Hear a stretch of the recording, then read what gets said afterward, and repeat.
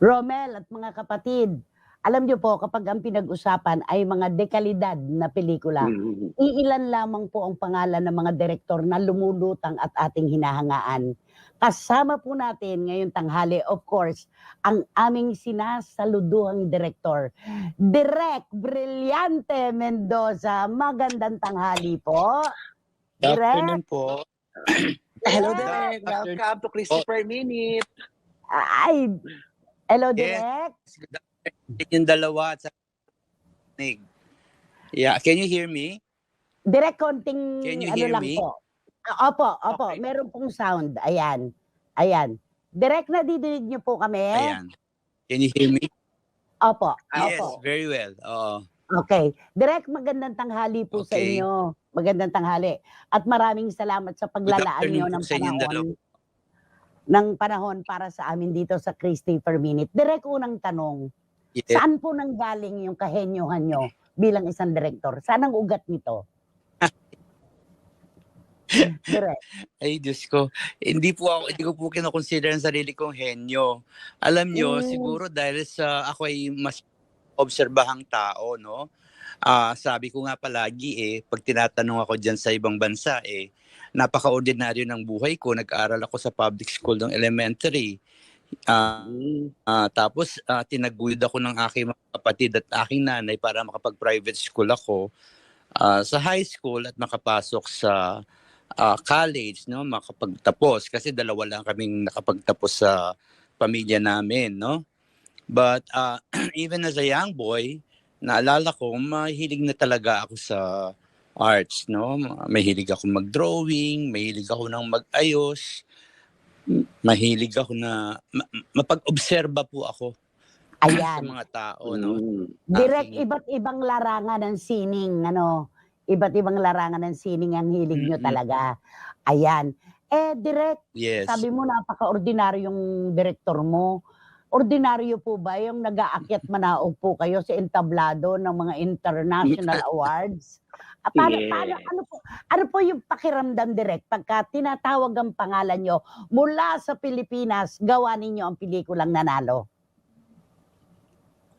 Siyempre po, sa totoo lang, ayoko naman maging plastic, no? Nakaka-overwhelm. At saka sobrang nakakatuwa na may isang Pilipino. Kasi sa totoo lang, karamihan sa mga nagpupuntahan ko, wala naman mga Pilipino nag-a-attend din ng mga festival, mga foreigners din. Tapos wala lang, yung pagtitingin ako sa mga audience, parang sana may makita ako isa dalawang Pilipino na pwede kong i-share yung kaligayahang nararamdaman ko. Pero actually, bonus na po yun sa totoo lang. Bonus na po yun, yung paggawa ng pelikula ay makagawa ka ng bagay, ng isang pelikula na ma-appreciate, katulad nitong Moro dun sa aming screening. So, nakataba ng puso. Kasi alam nyo, Nay Christy, maraming napaka-discouraging na mga kwento sa mga buhay naming independent makers, no? Totoo po yan. Magto 20 years na ako sa industry. Palayo nga sinasabi ito. Nakailang pelikula na ba ako? 18, 19? Parang Diyos ko, kailan kaya ako makakatanggap ng cheque? Kaya Sana all, Direk. Tapos Direk! ibang bansa kami, alam mo yun, ibigyan kami ng ng allowance ng producer namin, 50 euro umaga hanggang gabi, malaki na yun Ang gagawin namin, isi-save pa namin yun kasi malaki na yan para sa atin, hindi namin gagastos. Opo. Pero sabi ng kasama ko, ganito kaya ang ginagawa sa mga Hollywood. Pinimigyan sila ng allowance. tayo mga elementary student na binibigyan ng allowance. Direk, ganyan din po ang mga musikero. May per dime din sila daily, di ba? Ganon. Direk, nabanggit niyo po yung Moro. Bakit po sadyang napakalapit sa puso ninyo ng mga Mindanaon? Kasi po, nag-immerse po ako sa Mindanao, yung writer ko taga Sampang, yung aming consultant na mayapa na ay taga Mindanao. At maraming beses din ako nagpupunta nun sa Davao. And I think the place is so beautiful, no? It's not represented well. Parang tayo dito na napakalayo na nasa Luzon tayo, parang iisa lang ang perspektibo natin pagdating sa mga balita tungkol sa Mindanao. Nagpatayan, massacre, Magulo. etc. Magulo. Diyos ko, ang laki ng Mindanao. Tapos, kumpara mo sa gulo dito sa Maynila, walang sinabi. Pero ang naririnig natin, yung mga sobrang... Hindi magagandang kwento. Yung, Opo, totoo yan. Oo. Romel? Yun. Kasi Direk? ako lang talaga ang... Sige po, Direk. Hello? Ikaw muna, Romel. Go, Romel. Hello. Direk, hello po, naririnig niyo po ako. Ang tanong ko lang po, napapansin ko po sa mga pelikula niyo Yes pong po. ginagawa. Yes po. Lagi pong merong mag-iiwan ng kamulatan sa lahat ng mga manonood. Alam niyo, laging may pinaglalaban. Bakit po kaya yung mga pelikula, kaya Opo. sinasabi natin makabuluhan ang pelikula ninyo? Hindi lang basta pelikula, kundi meron tayong matututunan at malalaman. Yun yung lagi ang natin ng pelikula po Direk. ninyo. No? Direk, pwede ba akong sumingit ng Opo. isang tanong? Nung kolehiyo ka ba, Sige po. nagtaas ka ba ng kamay na ganyan? Ayun. Hindi po ako. Napakasimpleng tao ko lang po. Sa totoo lang. Wala po akong nakaano-ano sa karangyaan o kung ano. Ayun. Okay. Anyway, going back to the question na alam mo, sa totoo lang, siguro nag-mainstream naman ako. Nagtrabaho ako bilang production designer kay Chito Ronyo, kay Opo. Celso Ad, kay Peke, magagaling na direktor. Pero gusto ko magkaroon ako ng sarili kong tatak kung sakali mang ako ay magiging director in the future, sabi ko sa sarili ko. At saka hindi lang yon, para talagang naging advocacy ko na yon. Kasi parang namulat ako, lalo-lalo na sa aking mentor na si Armando Lau. Sabi niya, huwag ka lang basta gagawa ng pelikula, gumawa ka ng pelikula makabuluhan. Kasi ang dami-dami ng gumagawa ng pelikula para makapag-entertain. Nandyan ang mainstream, nandyan yung kahit na independent, gumagawa sila ng mga comedy, ng mga horror para mag-entertain. Ikaw, wag ka nang sumama sa kanila.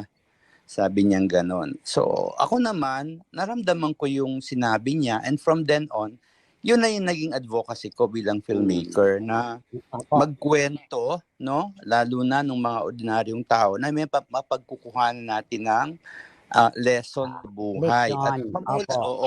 At mamulat din tayo kahit papaano. I'm not saying na my film will change the world. Pero yung ilang tao na nakapanood ng pelikula ko, katulad nitong sa Muslim Affair, ang ganda ng mga sinabi nila eh. Parang nakakataba ng puso kasi nanggaling sa kanila eh. Nung una, nag-worry kami, baka mamaya matuligsa tayo.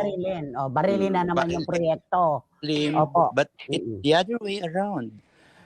Sabihan ka ba naman na sa buong buhay ko na nakapanood ako ng mga pelikulang Pilipino for the first time in the history ng Philippine cinema, hindi pa ako nakakapanood ng ganitong pelikula where we as Muslims, we were not judged. Hindi kami tinignan bilang Muslim. At wala kang pinakitang Katoliko dito. Yung issue ng mga religion, wala. Kwento ito ng buhay ng tao na pwede rin maging Katoliko. Pwede rin maging... So parang yung sinabi nila. Para sa lahat ito. Direk, Moro, di ba si Piolo Pascual, bihirang-bihira na tumanggap ng pelikulang indie, ano po? Ano po ang meron si Direk Brillante Mendoza para mapapayag si Piolo Pascual para dito sa Moro? Alam niyo po, sa totoo lang, si PJ, maraming beses ko rin isa na nakakasama minsan sa mga festival, pinapalabas din naman niya ibang mga pelikula niya. Alam niyo, sa totoo lang, may ano talaga siya sa totoong puso niya, sa loob ng kanyang ang nararamdaman ay gusto niya yung makagawa ng makabuluhang pelikula. Kasi alam Totoo. naman natin mo na si Piolo ay isang matining idol.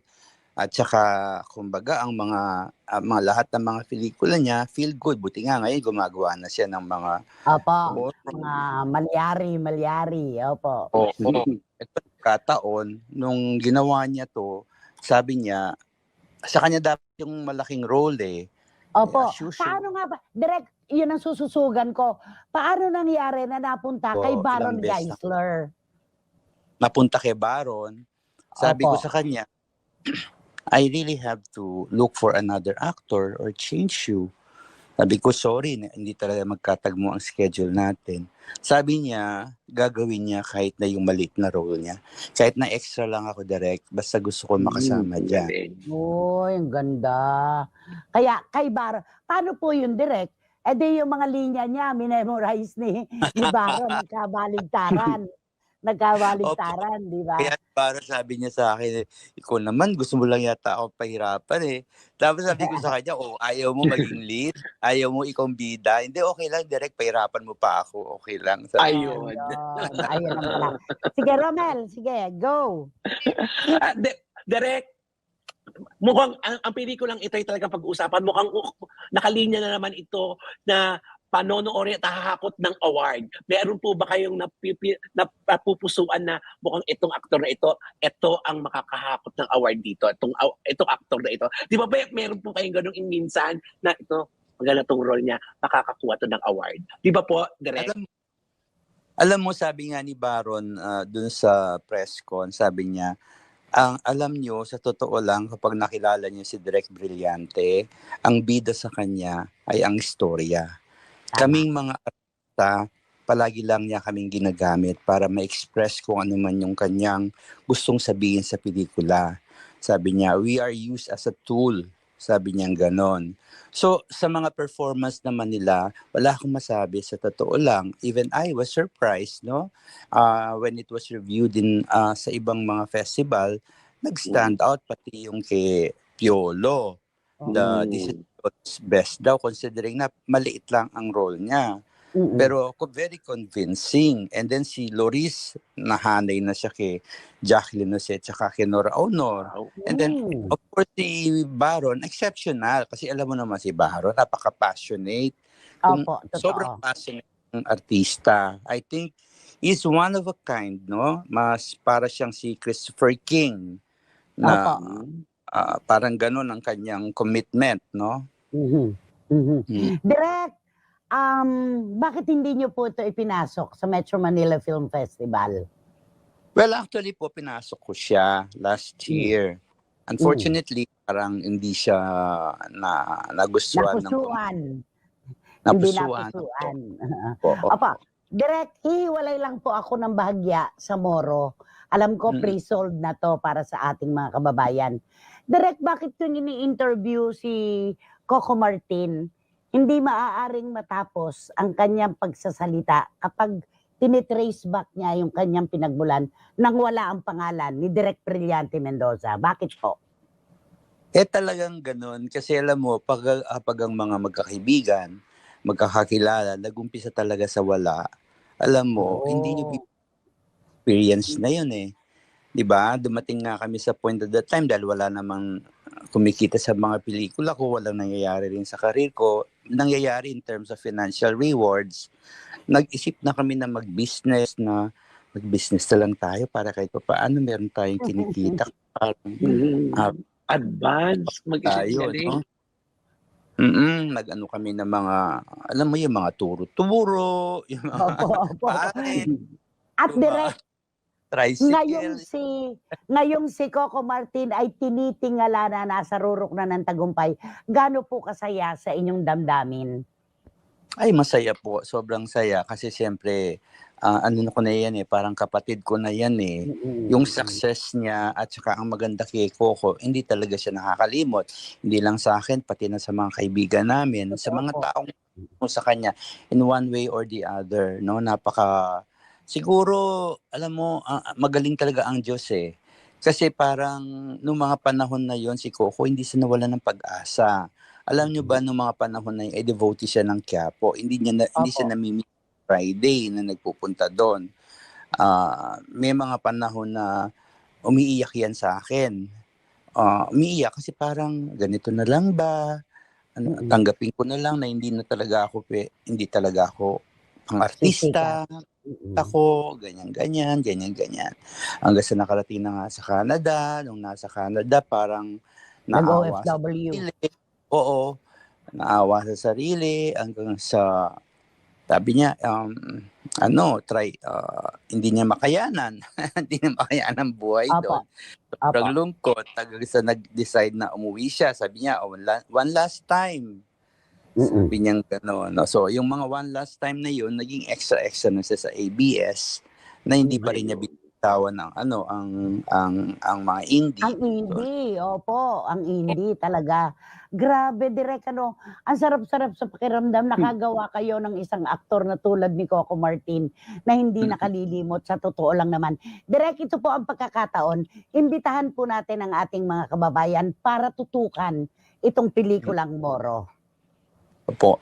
Sa mga nagsasubscribe o meron ng subscription ng Netflix, sana po abangan natin, panoorin natin para maging worldwide ang release. Alam nyo, kapag malakas dito yan, ang Moro sa Pilipinas, sa Southeast Asia at saka sa Asia Pacific, kung saan siya pinapalabas ngayon, kapag malakas po yan, okay, madali po sa i-pick up ng world. Opo, Ibig sabihin, market. North America, at saka sa Canada. Bakit po kailangan tutukan? Kasi po, kahit na mga Muslim sila, kwento po natin ito kasi mga Pilipino tayo. Tama. Yung po ating paalam dito. It just so happen na Muslim sila, underrepresented sila. So, Opo. pero ngayon, maririnig na natin ang boses nila at sana maramdaman natin kung ano yung mga pinagdadaanan din ng ating mga kapatid, no? Sa malayong lugar. Okay? Na Pilipino din sila at mga... Ang mahalaga, iisang dugo po tayo. Iisang dugo ang nananalaytay sa atin. Direk, pinapanood ko ngayon habang kinakausap ka namin. Grabe yung eksena ni Baron Geisler.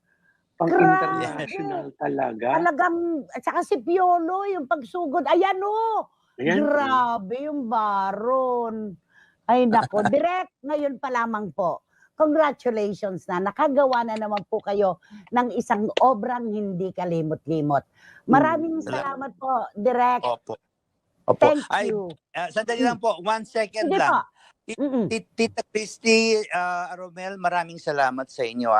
Alam nyo, sa daming pwedeng mga issue sa show business, kaming maliliit, kaming mga alam mo yun, parang outside, hindi nyo kami nakakalimutan. Itong mga bagay na ganito na kahit papaano, malaking tulong po amin, no? Kasi marami pong nakikinig sa inyo.